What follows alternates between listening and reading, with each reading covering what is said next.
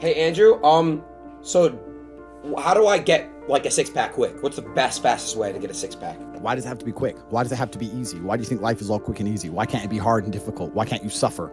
Because suffering is what gives it value. If everyone had a six-pack and it was quick and easy, then it wouldn't be valuable, would it? If everyone walked around with a six-pack and they got it easily, then no one would give a shit. The whole point is that it's difficult to get. Value is linked to difficulty. If you want something that is valuable, you need something which is difficult to obtain. You shouldn't be thinking about quick and easy. You should be thinking about hard, suffering, pain, going through it.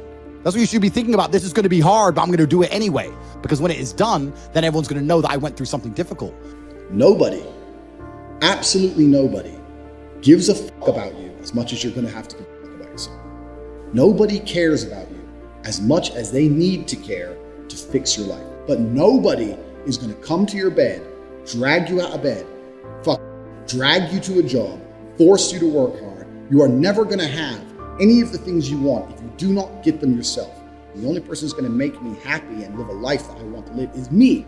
Nobody's going to do it for me. People say, Tate, what motivates you? And I find that I think that's a stupid question. I was a 4-time kickboxing world champion. For 12 years, I trained 5 hours a day, 6 days a week. And I was motivated to train probably about 25% of the time. The rest of the time I went because I am disciplined. If I wake up and I'm unhappy, I will do the exact same things as if I am happy. I will go to the gym the same. I will work the same. How I feel has no impact on how I live my life.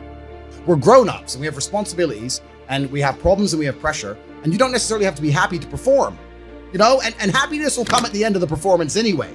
But if your number one goal as a man, if your number one mission in life is just to be happy, that's going to be an extremely vaporous existence, and you're not going to be a man of substance. Your ability to deal with stress, the amount of stress you can deal with as an individual, is directly correlated to your success level. If you can deal with stress all day, you're going to be successful. If you collapse under stress, you're not going to be successful. There's no way to the top without stress involved. But there is a massive correlation between success in life and stress tolerance. The more stress you can tolerate, the better your life's going to be. One of the only things in this world you can control is your state of mind.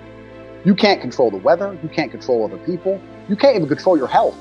One of the very few things in the world you have genuine control over is your state of mind.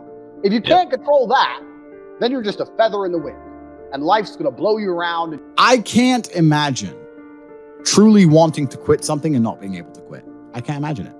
When I talk to people who say, I want to quit smoking, I say, when? They go, oh, well, soon. Well, that means you don't want to quit.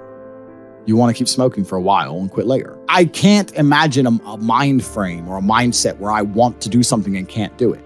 It's almost difficult for me to answer that question, because if you have that kind of mind, if your mind is so fundamentally broken that you cannot do with your own mind what you want to do, then you're just, right? Life is hierarchical. There's always going to be kings and there's always going to be peasants.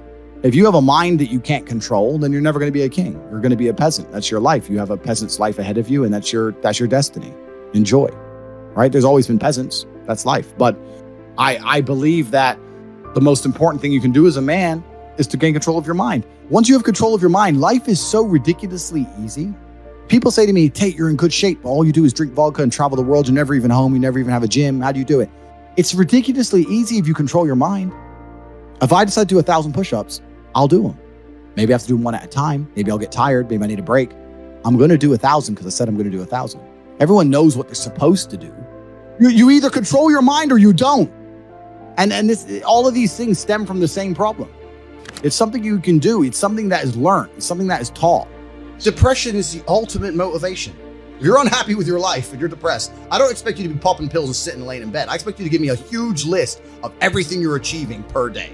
Depression's a fantastic motivation, but people are told the opposite. No, a lot of people's problems are all in their mind. And I'm not saying that mental conditions aren't real, because absolutely some are.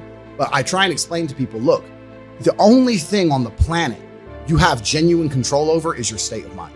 You can't control the weather. You can't control anything. The only thing you can affect in genuine real time is how you feel in your head. How you view the world absolutely and utterly shapes how you react to the world, how you act in the world, how people view you. It's all down to how you view things. You have to believe you're the fucking man, and you have to believe you can achieve anything. I'm not saying you can achieve anything easily. I'm not saying it's not going to take a whole bunch of work. I'm not saying it's going to happen quickly, but you have to believe you can achieve anything. When I tell people that you are the sum of the 5 people you spend the most time with, everyone agrees. They go, yeah, that's probably true. And then they continue to hang around with people who they don't want to be. Why? There has to be a point where you sit and go, okay, you're my friends, et cetera, I love you guys. Yeah, we can talk, whatever. But I'm on a different life path. You have to leave some people behind. If you were to come hang around with me and my crew, you would be self-conscious. And that self-consciousness would motivate you, or they would certainly instill the discipline required for you to change. You don't feel self-conscious amongst your peers. That's why you don't change. When I was broke, I couldn't sleep. And I say that, people laugh. I'm not joking. When I wanted money, like fucking I needed air.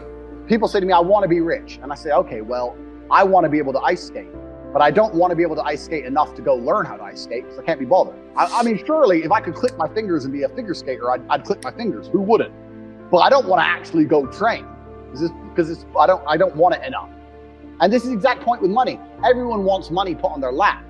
If you truly wanted money, you wouldn't be able to sleep until you fucking had it. And this is the point. Because when I had nothing, I couldn't be distracted. You couldn't distract me from what I wanted. Life when you're young is a completely different experience to life when you're old. When you're older, your life quality seriously decreases, massively. So you have about 10 to 15, maybe 20 years to find a way to get rich and enjoy being rich. And you got to put it all together and you got to do it quick. You have to start saying, I want to take money. Because that's how you have to think. You don't make it, you take it. So you have to start talking that way. You got to take money. Is that money isn't real. Money is like water. Money never stays still.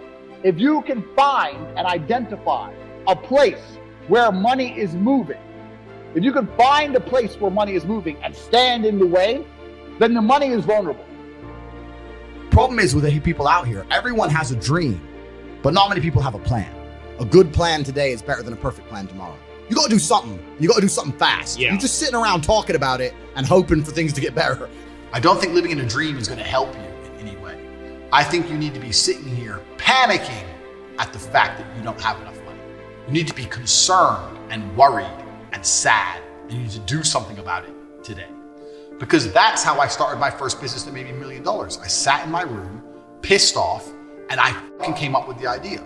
Most people see people with things they want and they don't do the second half. They don't try and work out how they got that thing. Oh, my man has a Ferrari. Okay. I wish I had a Ferrari. Okay. They don't sit there and go for an hour. How did he get a Ferrari? It doesn't cross that part is the part they don't want to do, right? They just go, oh, he has a Ferrari. Wish I had a Ferrari. And they go back to TV. Yeah. And that's why they lose. You need to understand that in this world, there's a whole bunch of people doing amazing shit that you are not doing. And that needs to piss you off. Because if it pisses you off, you become motivated all of a sudden. You need to be annoyed, and I'm telling you to be angry. Anger is a fantastic force. You take that anger and you direct it in the correct direction.